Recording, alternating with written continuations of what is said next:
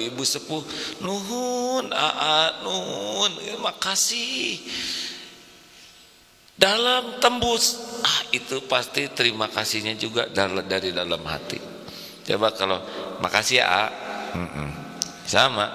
Hadirin sekalian, sekarang kita akan dengar ceramah dari Agim. Allah, takut ngegigit saya.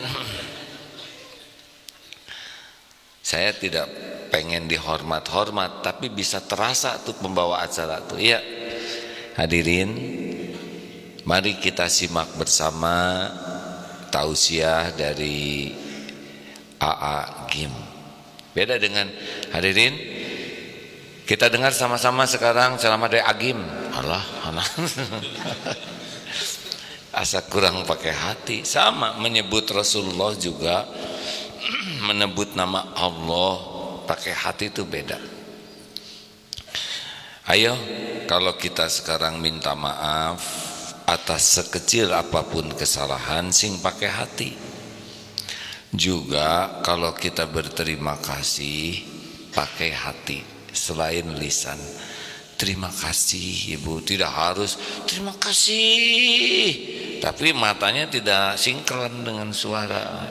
Kan ada paham panjang sih, paham tapi beda nadanya juga. Mengerti biasakan murid juga begitu. Anak-anak mengerti Bu, sudah bisa dia paham Bu. Beda nada panjang tapi nggak pakai hati. Itu namanya ngalelewe kalau dalam bahasa Sunda. Setuju tidak nih? Kita kurangi bicara, tapi setiap bicara pakai hati. Suaranya yang mengandung perasaan. Terima kasih Ibu, Bapak. Juga kalau nyapa ke orang tua, Assalamualaikum Ibu, sehat? Enak, Bu, sehat? Beda. Nah, kalau mendengar suara handphone bunyi begitu, apa yang kita lakukan? Berbaik sangka. Pasti yang punya handphone sudah menderita mendengar handphonenya bunyi, ya. Sebelum meminta maaf, kita maafkan. Yang punya handphone tobat ya. Hadirin, dua hal ini penting. Berterima kasihlah atas sekecil apapun kebaikan orang. Tapi kalau kita berhentilah mengharapkan ucapan terima kasih sebesar apapun kebaikan kita. Ya, halo, perhatikan. Kalau ada orang berbuat baik sekecil apapun, kita berterima kasih sebagai syukur kepada Allah. Tapi kalau kita berbuat kebaikan sebesar apapun, jangan pernah berharap orang lain berterima kasih. Yang kedua, kalau kita melakukan kesalahan sekecil apapun, minta maaf sing tulus. Tapi kalau orang berbuat salah kepada kita, kalau urusan pribadi, kita maafkan sebesar apapun. Waduh, abot ya. Kenapa geleng-geleng kepala Pak? Berat Pak. Mumpung teori Pak, terima aja. Karena di sanalah letak kemuliaan seseorang. Jadi jangan meremehkan. Kalau ada kita jalan membukakan pintu kepada kita, jangan gitu atuh, jangan. Ada yang mau makasih ya. Ketemu dengan security atau petugas kebersihan sedang nyapu, terima kasih Pak. Lebih bagus lagi sambil mengepalkan ke tangannya itu ya, beberapa ratus ribu. Kenapa bukan amin hadirin? Ya kalau enggak tuh beberapa juta. Terima kasih Pak Samsul. Tahu dari mana namanya? Kan ada di sini Pak. Ya. Bagaimana Pak? Pak Jailani, sehat Pak Jailani? Daripada Pak Kakek, sehat enggak? lebih nikmat disebut Pak Jailani, benar? Sebut namanya, karena kita hutang budi kepada petugas kebersihan. Masjid ini bersih penting tidak? Kalau begitu petugas kebersihan penting dong. Jawab. Kalau begitu petugas kebersihan orang penting dong. Pejabat penting Pak. Kenapa? Kalau ketemu saya, hormat. Kenapa ketemu petugas kebersihan enggak ikut menghormat?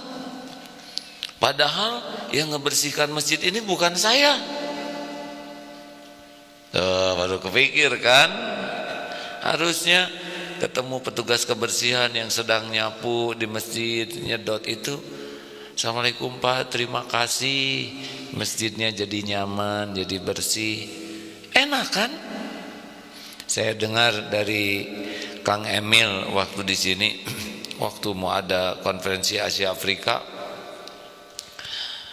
beliau patroli malam-malam, ada tuh sekitar jam 10 malam masih ngegerinda tehel buat dipasang. Kang, terima kasih ya, malam-malam gini masih berjuang. Itu sampai jam 2 katanya, semangat. Begitu hadirin, ucapan terima kasih itu segala digerinda ya. Yang harus digerinda ya. Nah kita rada pelit nih berterima kasih. Anak membawakan selop ibunya, ibu ini selopnya, terima kasih sayang, jazakallah khairan katsira. Aduh mantap ya. Pembantu misalkan membawakan mukena, ibu ini mukenanya bi nuhun pisan ya, terima kasih banyak bi. Oh itu semangat. Jangan pelit hadirin untuk berterima kasih, tapi pakai hati. Suatu saat ada seorang budak hitam gitu ya, maaf budak atau sudah mantan budak hitam, dulu masih ada perbudakan. Rasulullah datang sallallahu alaihi wasallam, terus Rasul dari belakang tuh meluk. Woi siapa nih? Dia agak marah gitu, nggak tahu bahwa itu Rasul. Pas dia, Rasul, aduh begitu senang. Saya mah orang hitam jelek Rasul, nggak ada yang suka. Iya tapi engkau mah dicintai di sisi Allah gitu. Aduh berbunga-bunga. Ya Bapak tidak usah memeluk setiap orang ya. Hadirin sekalian, akan enak kalau pakai hati. Suatu saat ada yang ngajak salaman, ini pakai apa nih? Tapi hati saya jadi nggak enak sekali. Hakim, apa kabar? Salamannya tuh begini. Nah ini mah bukan pakai hati nih, pakai otot hadirin. Sakit tangan saya. Saya nanya, ini teh harus begini salaman tuh? Ini juga pakai hati ternyata. Hati ingin menunjukkan keperkasaan. Jadi jatuhnya sakit hati dan sakit tangan. Ini serius Pak. Saya nanya ini memangnya harus begini salaman tuh? Berapa orang tiap hari yang tersakiti? Tangan saya sakit Pak. Oh maaf Pak, hati-hati nih, ini bisa jadi kesombongan juga. Salaman juga bisa sombong. Kan ada yang salaman gitu. Ayo wajah mereka kemarin orang gini di depannya. Saya kendahar ngelengos Pak. Saya pernah lihat foto saya juga begitu, lagi salaman tangan ke sini, jelek banget potret itu Pak. Tangan ke sini wajah lihat makanan kan kurang wibawa. Makanya mulai saya sudah lihat foto itu, mulai sekarang dilihat wajah yang salaman. Nah hadirin sekalian, sederhana ya, tapi ini saya rasa penting sekali. Ilmu berterima kasih, ilmu meminta maaf. Kan kalau orang sombong tuh katanya 4 patah kata yang sulit keluar dari mulutnya. 1, permisi. 2, maaf. 3, tolong. 4, terima kasih. Ulangi, ayo. Maaf. Maaf, tolong, terima kasih. Hampir aja. Nah hadirin, jadi jangan sungkan kalau mau lewat itu pakai permisi, walaupun ke anak, walaupun guru ke murid. Masa yang tua permisi ke yang muda? Lah kan yang tua punya kewajiban memberi contoh. Benar Pak? Kapan yang muda tahu ilmu permisi kalau yang tua tidak permisi? Oh, bapak-bapak jadi mikir.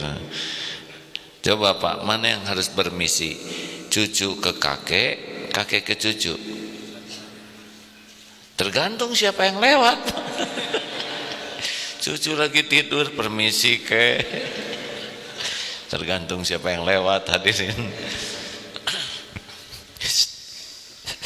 Makanya diperhatikan pertanyaan tuh ya, jangan cucu ke kakek. Sekarang cucu berbaring, kakek yang jalan, kan tersindir kakek. Hadirin,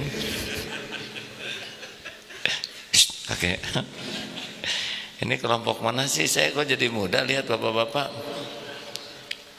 dari Purworejo ya. Biasanya kan di depan saya ini muda-muda, saya asa sepuh Pak, tapi kali ini saya kok merasa muda. Bapak usia berapa Pak rata-rata? Oh 60, pantas saya merasa muda ya. Alhamdulillah, sering-sering ke sini Pak. Kan? Macet. Yang penting sampai Pak ya. Bapak sudah sampai sekarang?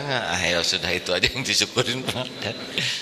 Kan seperti macet sekali gitu, pakai hati ya Pak ya. Macet. Bapak sekarang di mana? Di sini ya, berarti udah ya, udah nyampe. Penderitaannya buat kemarin aja ya Pak ya. Alhamdulillah. Sampai di mana barusan? Nah, permisi itu juga sing pakai hati, karena ada permisi acting. Atasan permisi, ke bawahan semua, dan di belakang kamera ya. Nah, ini namanya merendah untuk mengangkat diri. Itu pencitraan, harus serba asli. Orang yang pencitraan mah beda-beda Pak. Ada orang dia beda lagi, nggak ada orang beda lagi. Ada yang motret beda, seperti ke anak yatim tuh Pak. Ibu Le, aja apa kabarnya itu. Bagaimana orang tuamu? Kan saya tim piatu Pak. Oh iya, maksudnya di kuburan bagaimana? Kan ada yang nanya kurang pakai hati, kan pernah. Astagfirullahaladzim. Yang pejabat ini bukan di Indonesia ya, saya baca saja.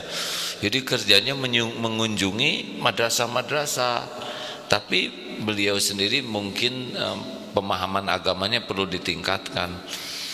Pas mengunjungi madrasah, oh, terima kasih ini laporan, ini anak ini sudah 10 juz Pak. Oh bagus, tingkatkan.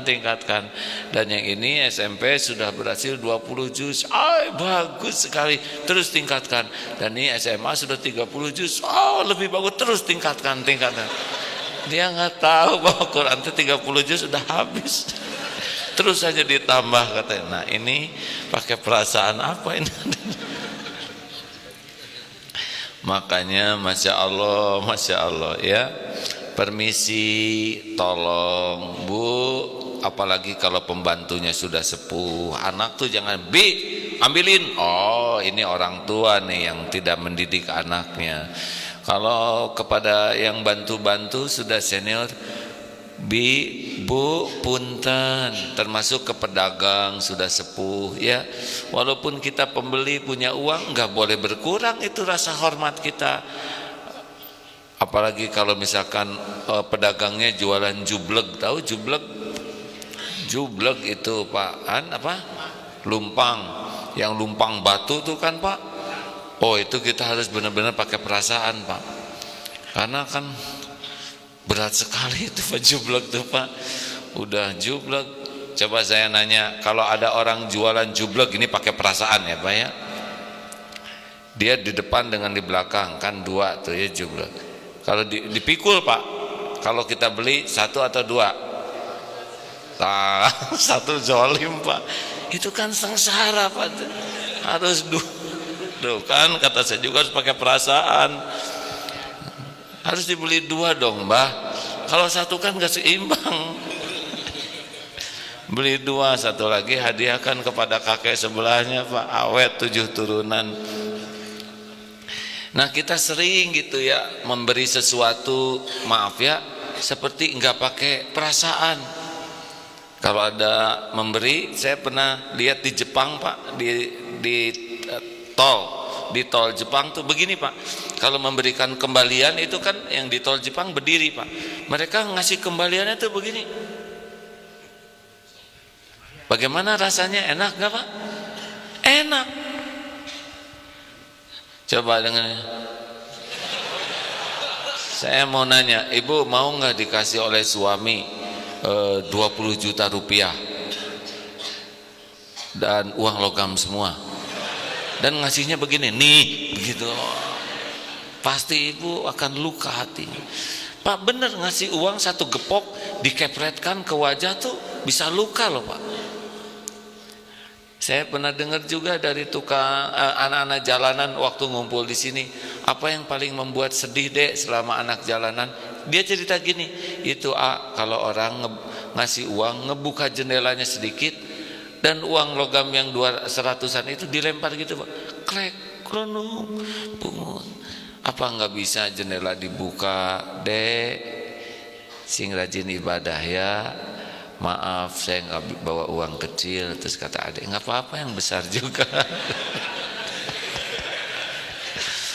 Nggak usah ngomong maaf nggak bawa uang kecil, tinggal kasih, kan bisa ngasih begitu, benar? Ngasih cara nunjuk juga pakai hati Pak. Bah, bandingkan dengan jempol, enak mana? Enak mana? Tahu dari mana saudara? Emang saudara pernah ngemut jempol saya? Ini masalah rasa Pak, ini serius. Bandingkan dengan tangan terbuka, enak mana? Tangan terbuka, kena enggak? Kenapa? Karena yang ngeluarinnya pakai rasa. Ketika begini, kenapa ini enggak enak pada enggak kena? Karena ininya lagi sombong Pak. Saudara lebih rendah dari saya, ya Pak ya? Enggak enak ini. Tapi kenapa ini enak? Karena ini lagi menghormat, di sininya ada rasa menghormati. Semua enak karena semua ingin dihormati. Kenapa ini paling enak? Karena inilah yang dicontohkan Rasulullah SAW. Ibu-ibu yang baik, silakan stroberi, anggur serta bacang itu dibagikan sekarang ya. Enak kan Bu? Dan khusus untuk bapak-bapak ini mohon segera dilunasi cicilannya ya. Tetap enak kan.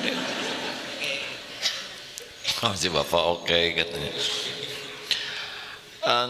Maaf ya, saya ingin menjelaskan sesuatu tentang rasa, tapi caranya baru bisa seperti ini ya. Tapi mudah-mudahan kerasa gitu kalau kita nulis ya. Dan kalau di sini nyaman, itu ada rasa nyaman. Kalau di sini sayang, itu ada sayang, itu akan terekspresikan Pak.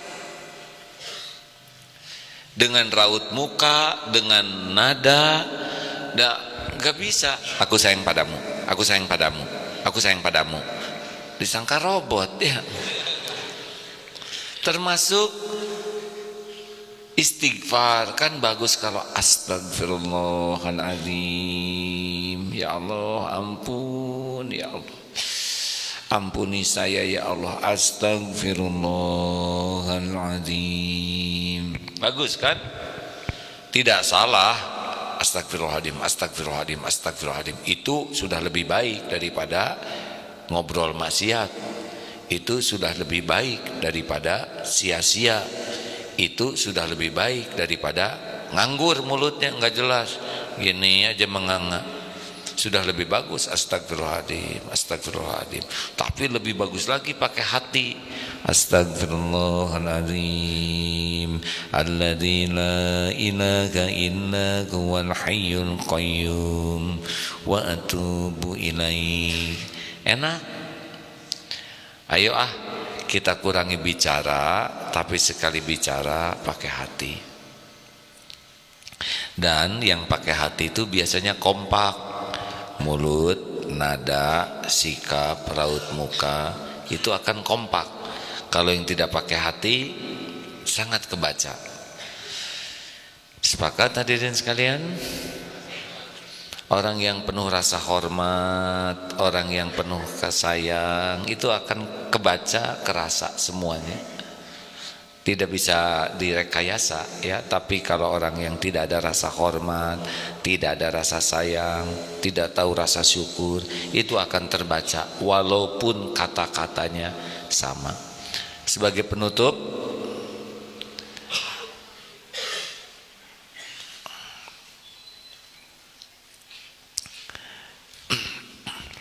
satu orang pakai mobil bagus, keren, arloji mahal, pokoknya kaya lah.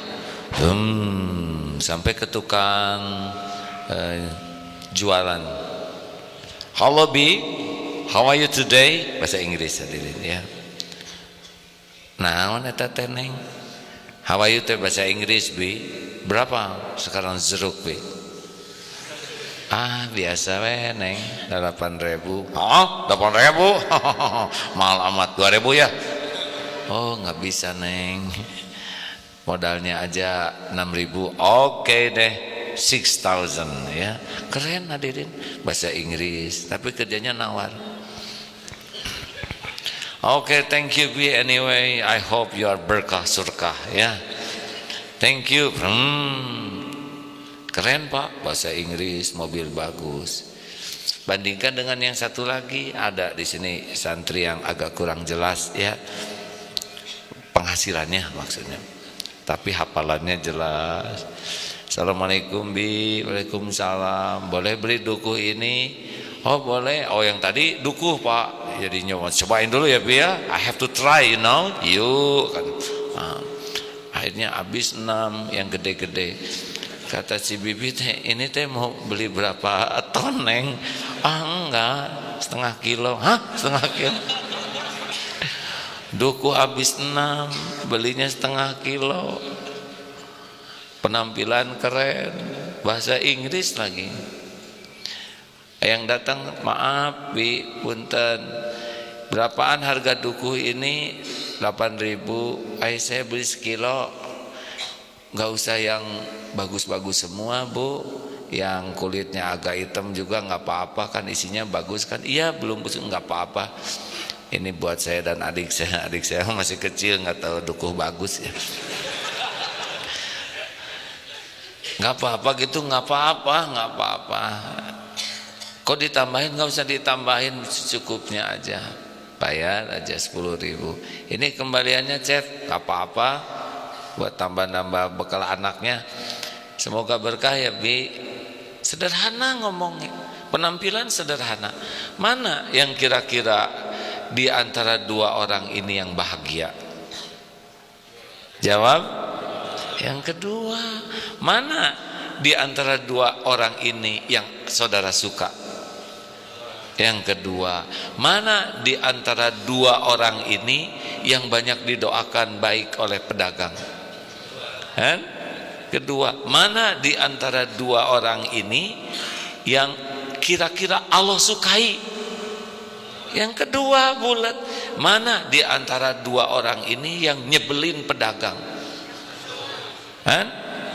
Nah, mana di antara dua orang ini saudara yang mana?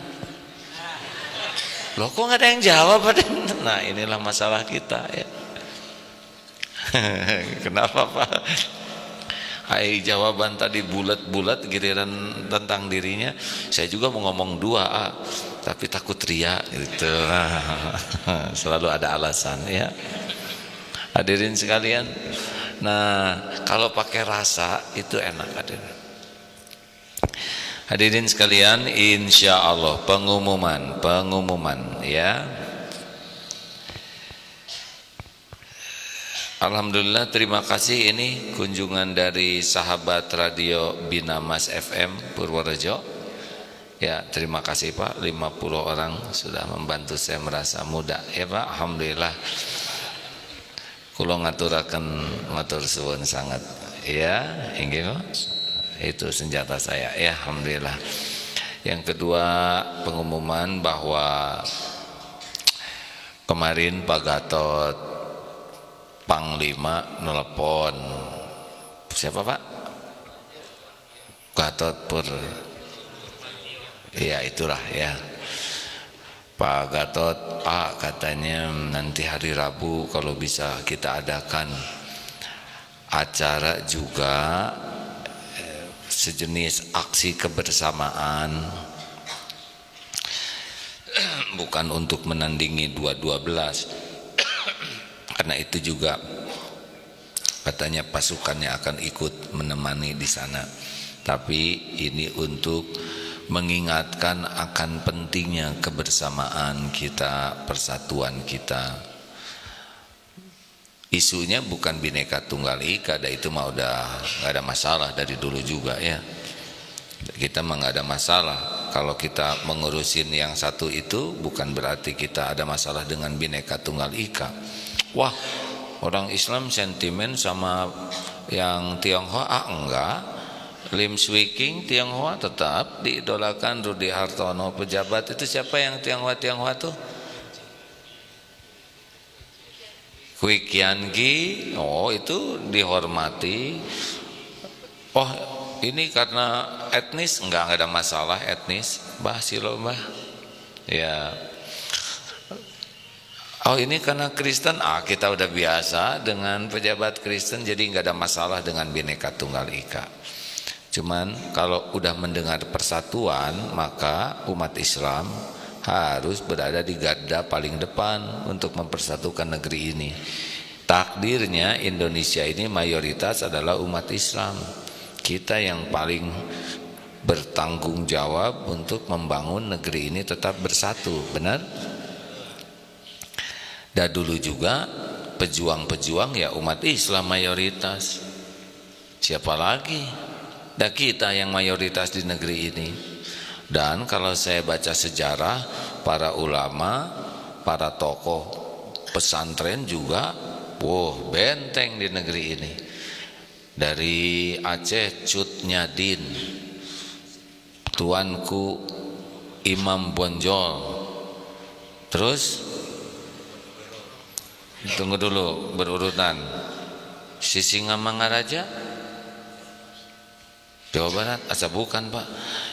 Di Jawa Barat siapa? Wah banyak tokoh-tokoh Islam.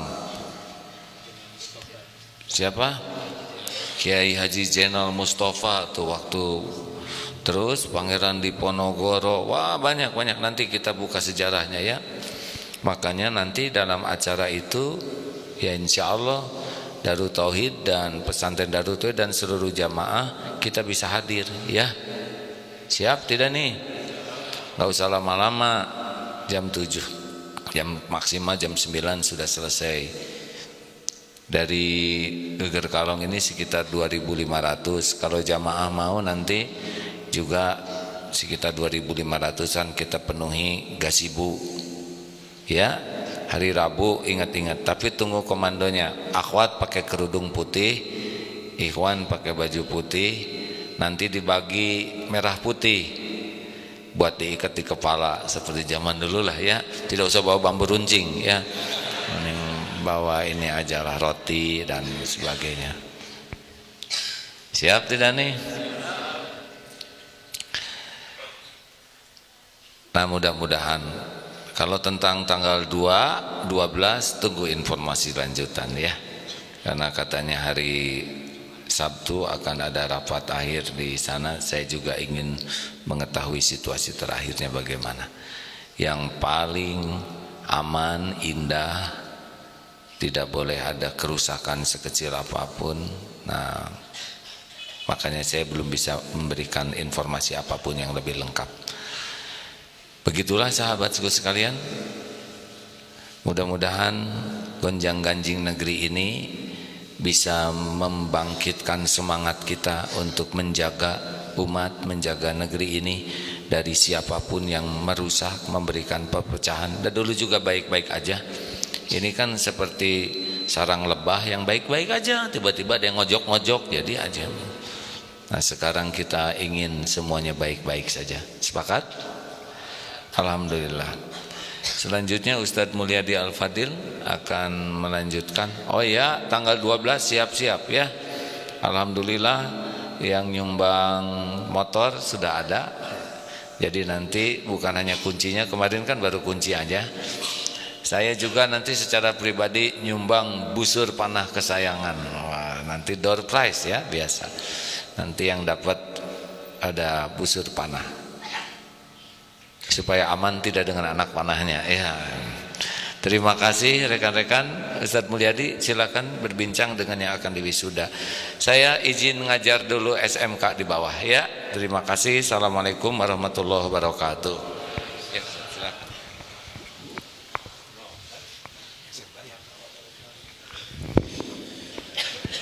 Bismillahirrahmanirrahim. Assalamualaikum warahmatullahi wabarakatuh. Alhamdulillahirabbil alamin. Allahumma shalli ala Muhammadin wa ala alihi washabbihi ajmain. Alhamdulillah masih ada waktu 20 menit ke depan. Sedikit menyambung dari apa yang disampaikan AA, melengkapi beberapa dalil dari bagaimana kita berkasih sayang, memiliki hati yang lemah lembut. Di dalam Al-Quran surat Al-Fatah ayat terakhir ayat 29, di antara ciri umat Rasul adalah Muhammadur Rasulullah walladzina ma'ahu asyidda'u 'alal kuffari ruhama'u bainahum. Nabi Muhammad itu utusan Allah dan orang-orang yang besertanya, artinya yang mengikuti Rasul, dan insya Allah kita adalah umat Rasul memiliki